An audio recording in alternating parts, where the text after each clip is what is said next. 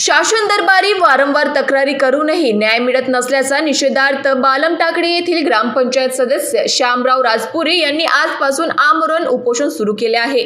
बालम टाकळी ते कांबी शेत रस्त्यावर झालेल्या अतिक्रमणामुळे रस्ता अरुंद झाला असून शेतकऱ्यांना मोठ्या अडचणींना सामना करावा लागत आहे। तसेच शेवगाव गेवराई राज्य मार्गावरील कांबीकडे जाणाऱ्या ओढाच्या रस्त्याचेही अनेक वर्षापासून बंद असल्याचा आरोप करण्यात आला। जोपर्यंत अतिक्रमण हटवून रस्ता खुला केला जात नाही तोपर्यंत उपोषण मागे घेणार नाही असा इशारा श्यामराव राजपुरे यांनी दिला आहे।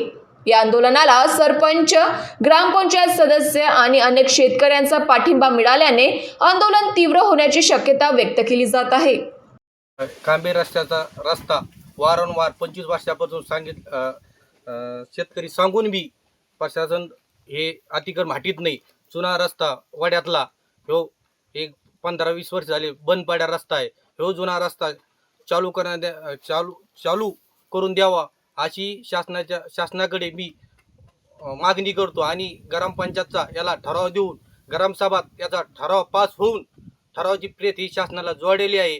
आणि पेठेतून जो रस्ता जातो तिथं वारंवार लेकरं आहेत, काल एक माळ्याचा मुलगा आहे तिथं ट्रॅक्टर बसल्यामुळे त्याचा पाय मोडला काल।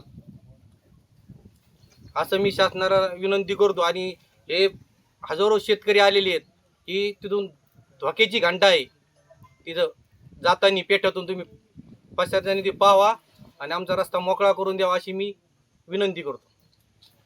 महान्यूज 7 करिता अहिल्यानगर बालम टाकळीवरून जयप्रकाश बागडे यांची रिपोर्ट।